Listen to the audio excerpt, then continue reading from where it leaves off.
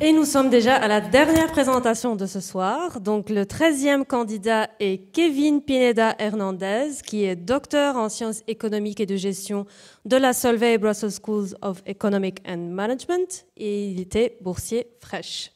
Le titre de sa thèse est « Salaire, suréducation et pauvreté, le rôle de l'origine et des institutions ». Et le titre vulgarisé « Un chemin vers un avenir meilleur, l'intégration des immigrés et de leurs enfants en Belgique ». Kevin, est-ce bien ta diapositive? Tout à fait. Est-ce que tu es prêt? Oui.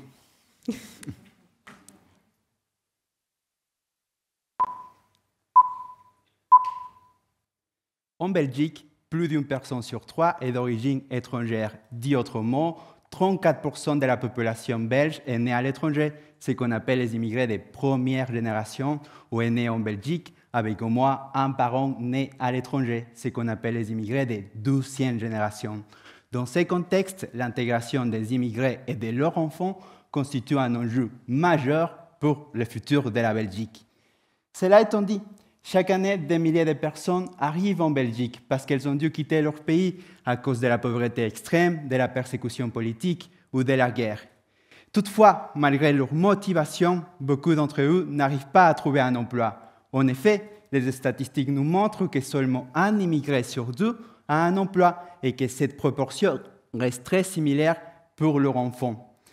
Cependant, jusqu'en 2020, personne ne s'était pas encore intéressé à leur salaire. De ce fait, j'ai décidé d'écrire une thèse qui analyse pour la première fois en Belgique les salaires des immigrés sur 12 générations.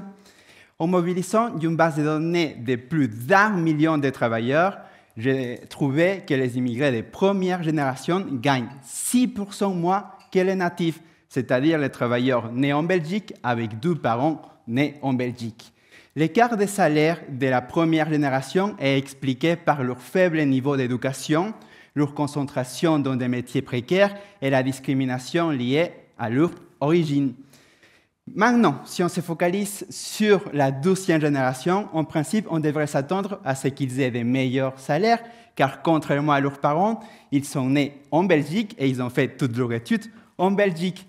Toutefois, on pourrait aussi s'attendre à ce qu'ils gagnent moins que les natifs, car ils pourraient aussi être discriminés à cause de leur origine.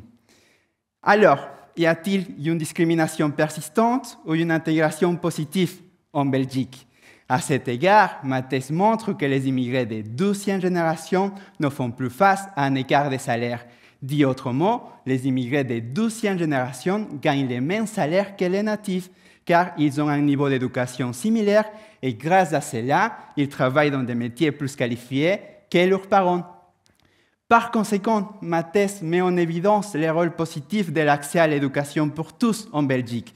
Et un bon exemple que cela fonctionne, c'est le parcours de ma vie, car en 2014, je suis arrivé en Belgique depuis l'Amérique latine, et 10 ans plus tard, je suis passé de travailler dans la construction sans parler français à présenter aujourd'hui devant vous ma thèse en 180 secondes. Merci.